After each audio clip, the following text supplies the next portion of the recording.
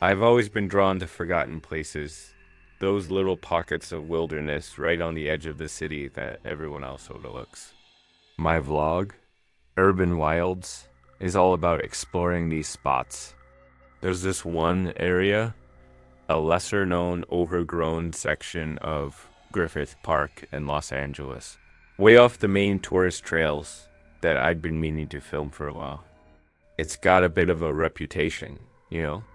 Locals sometimes whisper about strange encounters there, people feeling watched, that sort of thing. Perfect for my channel. So, one overcast Tuesday, I headed out, camera gear in tow.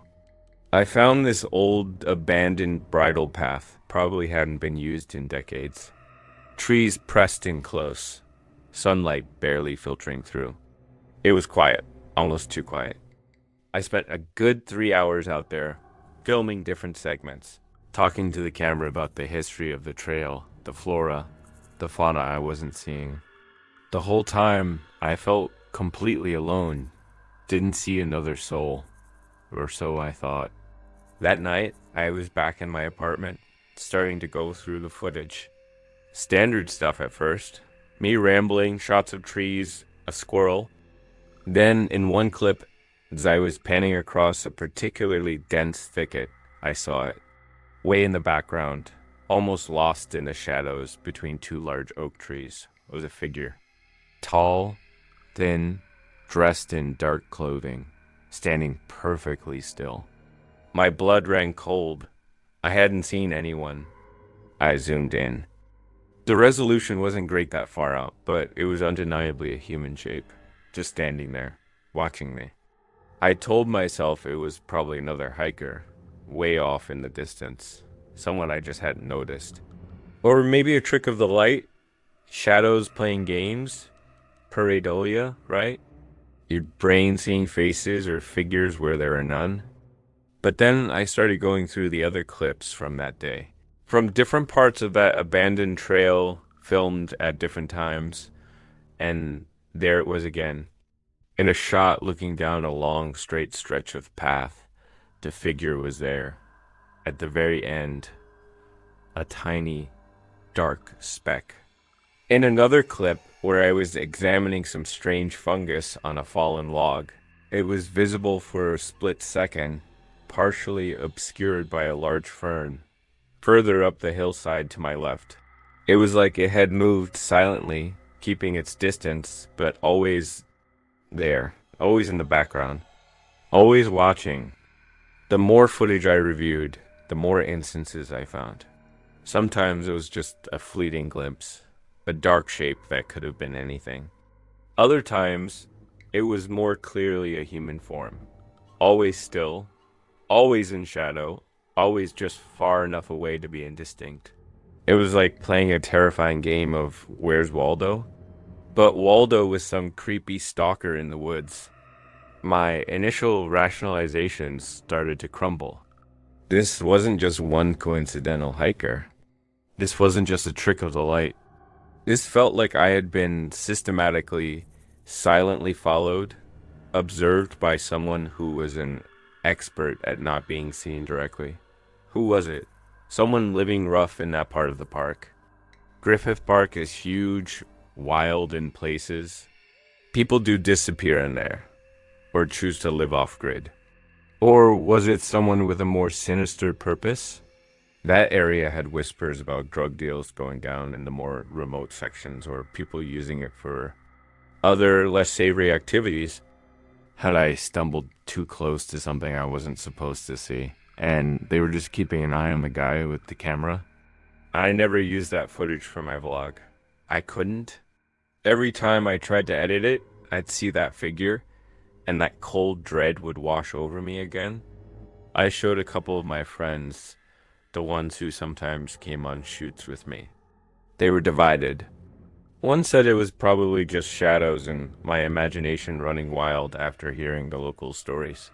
The other one looked genuinely spooked. Said it looked like someone was definitely out there, and that I was lucky they just watched. I don't know who it was, or what they wanted, but I know they were there. The camera doesn't lie, not about something like that, not that many times.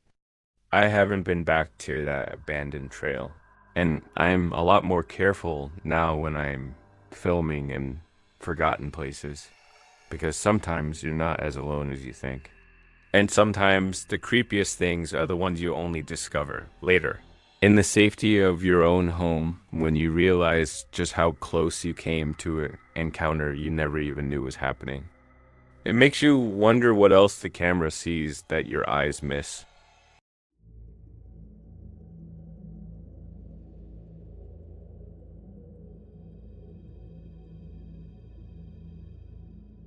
I run a small vlog where I explore old, abandoned historical sites, ghost towns, forgotten battlefields, old homesteads, that kind of thing. I'm a history buff, and I love the atmosphere of those places. This one time, I was out in rural Virginia, exploring the site of a very minor, almost forgotten Civil War skirmish that took place in a dense patch of woods near a town called Cedar Creek.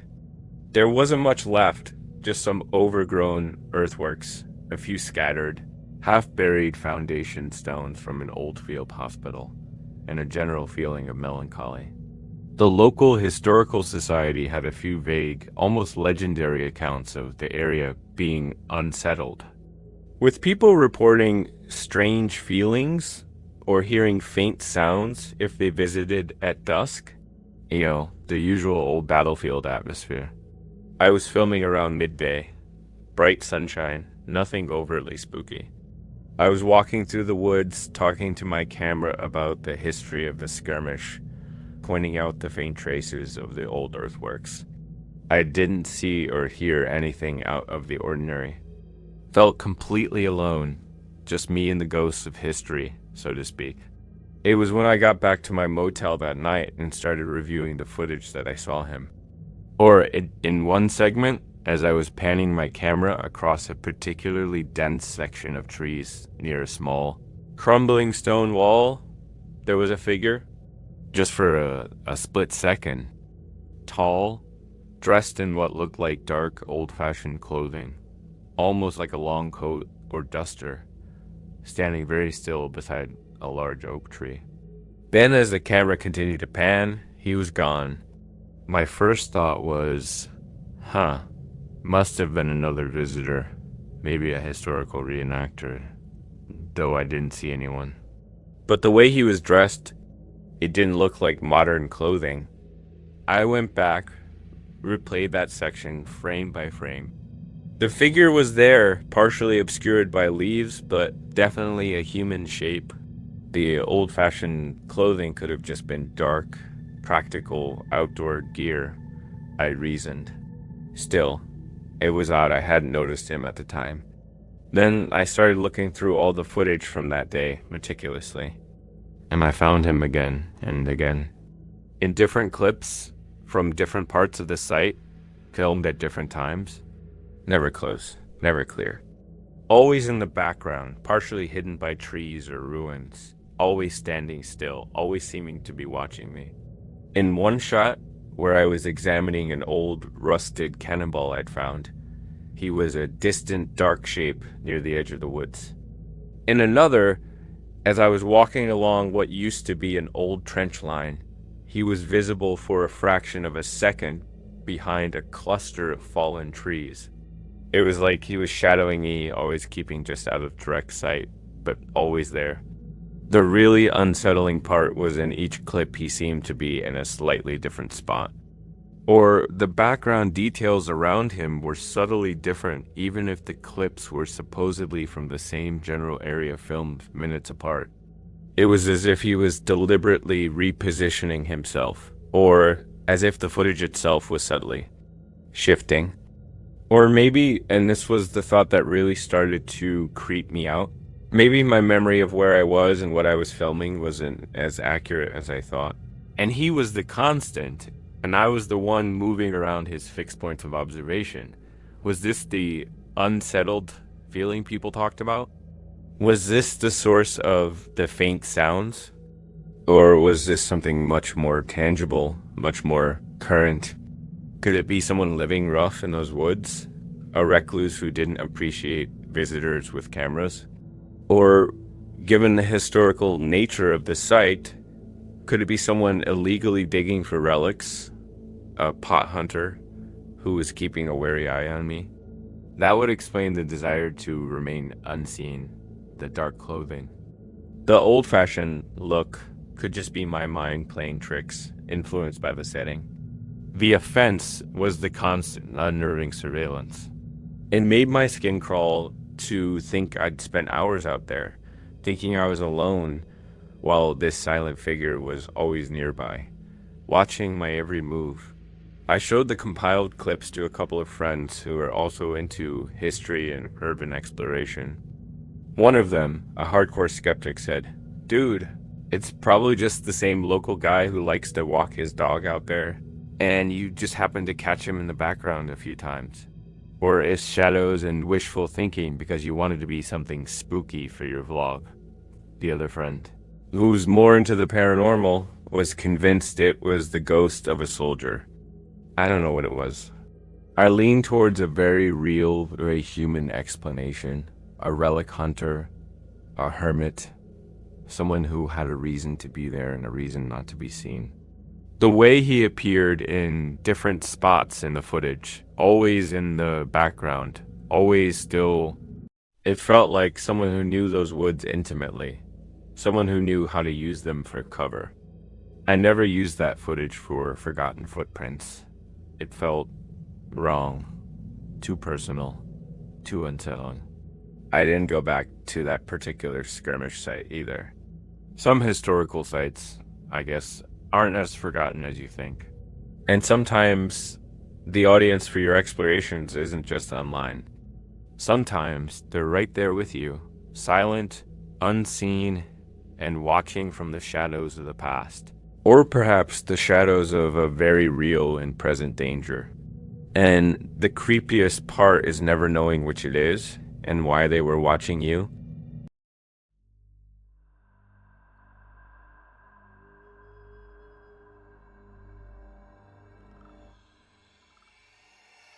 My friend Sarah, she's a wildlife vlogger, incredibly passionate about botany and tracking elusive animals. She spends weeks, sometimes months, out in really remote wilderness areas. She told me this story after a long expedition she did in a very isolated, old-growth section of the Olympic National Forest in Washington State. It's a stunning place, all giant trees, dense ferns, and an almost prehistoric silence. But it's also known for being incredibly disorienting, easy to get lost in, and there are some old local tales from the nearby Clallam and Quinault communities about stick people or forest watchers, tall, silent beings that are said to observe intruders from the deep woods. Sarah, being a scientist, always dismissed those as folklore. She was out there for about 3 weeks, mostly solo, setting up camera traps and filming segments for her vlog about rare mosses and endemic fungi. One afternoon, she was filming a particular patch of bioluminescent mushrooms that only appeared in this one damp, shadowy ravine. She was focused on getting the macro shots, talking to her camera about the unique ecosystem. She didn't notice anything unusual at the time. It was only when she was back in her base camp a week later, reviewing the day's footage on her laptop, that she saw it. Deep in the background of one of her shots, almost perfectly camouflaged amongst the dark, straight trunks of the ancient cedar trees, was a shape. It was very tall, incredibly slender, and unnaturally still. It wasn't clearly a person, not in the way you'd expect. It was more like a vertical distortion, a darker line that didn't quite belong. Too regular, too upright to be a tree trunk, especially given its thinness. It was there for the entire 2-minute clip, absolutely motionless. Sarah said her first thought was that it was a strange shadow, or a dead tree trunk that just happened to look odd from that specific angle. But the more she looked at it, the more unsettling it became. It had a vague symmetry to it, a suggestion of a head and shoulders, but no discernible features. And its stillness was what really got to her. Even in the densest forest, there's usually some movement, a sway of branches, a rustle of leaves. This thing was like a statue carved from shadow. She went back through her footage from other days, specifically looking at clips filmed in or near that same ravine. And she found it again. In a clip from 2 days earlier, filmed from a slightly different angle, the shape was there, but in a slightly different position. A few yards to the left, still partially obscured, still utterly motionless. In another clip from day after the mushroom filming, it was further away, almost at the edge of visibility. But she was sure it was the same tall, slender, dark form. It was never close. It never moved on camera.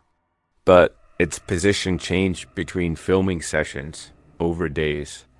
And sometimes when she zoomed in on the raw footage and played it frame by frame, she thought she could detect almost imperceptible shifts in its outline, as if it were subtly changing its posture, or as if the light was hitting it differently because it had moved ever so slightly when her camera was off. It was like it knew when she was filming that specific spot and would freeze, or it was just incredibly patient. Sarah is not a panicky person, but this, she said, genuinely terrified her. The local tailies of forest watchers suddenly didn't seem so quaint. Was this one of them? Or was there a more rational, if equally disturbing, explanation? Could it be a very skilled hunter or poacher? Someone who knew how to blend into the forest so perfectly they became almost invisible. The Olympic Peninsula has some very remote, very wild areas. Someone living off-grid, a recluse, fiercely protective of their solitude. The unnaturally still shape could be their expert camouflage, ability to remain motionless for hours. The changing pose or position between days could simply be them moving to a new observation spot. The offense here was the profound, silent, and persistent observation by an unknown entity in an incredibly isolated environment. It was the realization that she had been watched, perhaps for days, without her knowledge, by something or someone with an incredible ability to remain unseen. She didn't have anyone to show the footage to out there. When she finally got back to civilization and showed a couple of her biologist friends, they were intrigued but skeptical. It's probably just a weirdly shaped dead tree, Sarah, or a trick of the light and shadow in that dense forest. You know how easy it is to see patterns, faces, in things when you're alone in the woods for a long time. They suggested pareidolia. Sarah knows it wasn't just a tree. The way it changed position, however subtly, over days, ruled that out for her. She never went back to that specific ravine. She said the feeling of being watched by something so alien, so patient, so perfectly camouflaged was one of the most unnerving experiences of her life. It wasn't about a direct threat, but the sheer, creepy unknown of what it was and why it was watching her. It made her feel like an intruder in a place that had its own ancient, silent guardians, whether they were human or something else entirely. And it made her wonder what else was out there in those deep old growth forests, watching, unseen, from the shadows.